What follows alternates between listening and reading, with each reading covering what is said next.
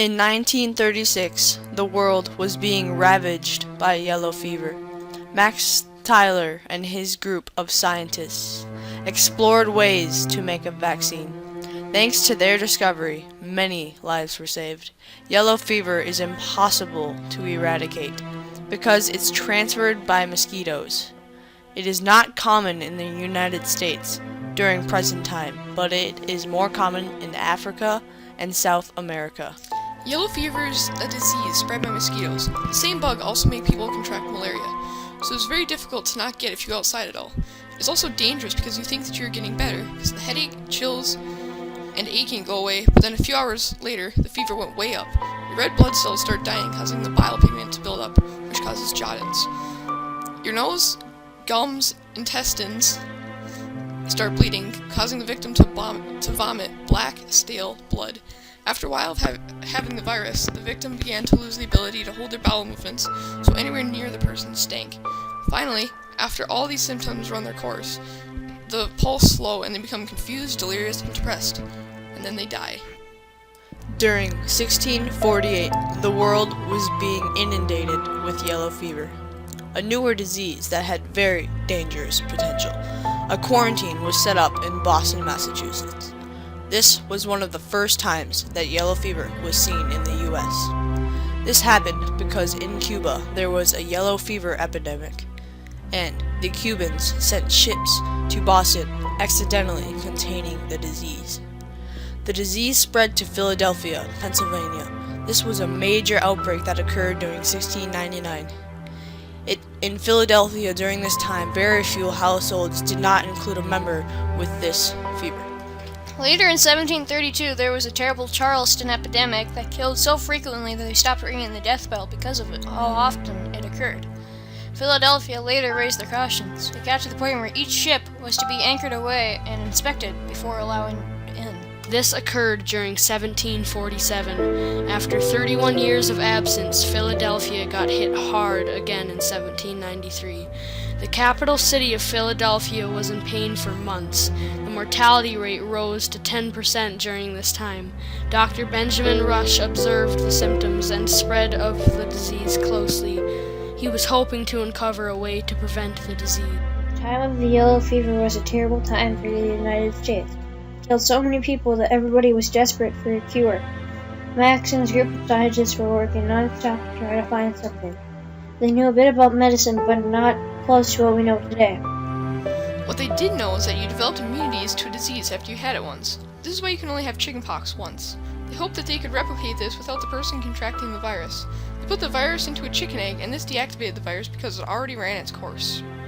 The serum was tested on mice made from previously infected monkeys and humans, and it kept the mice from being infected by the disease. They ran many tests and courses. It was not until test 17D. This was what was used in the final vaccine. Once they took the virus out and put it into a person, they didn't have a chance of getting it until it evolved. They did it! This discovery was an amazing discovery in the world of medicine. They started to mass produce the vaccine and exchanged it all over America. They named it Stamaril. This idea was later used for other viruses like the flu. This vaccine saved so many lives that Max and his group were greatly awarded. This is such a great thing that we still use the vaccine today. They were given many awards for their efforts. This vaccine had quite a few good impacts on the world. Today, and at the time, one of the shorter term impacts is that they could now vaccinate people so that they wouldn't even contract the virus. This saved so many lives that yellow fever was not a real worry anymore, so people got less worried and moved closer to each other again. The only bad part about this is some people were allergic to the vaccines, so they could not get them. In 1942, they were using 17D vaccine for United States troops during the war.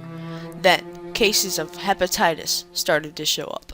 Many deaths and thousands of cases of yellow atrophy of the liver, jaundice following yellow fever vaccination, resulted. Following this incident, a similar case happened in Brazil. Both occurred from contaminated human blood serum being used in the vaccine.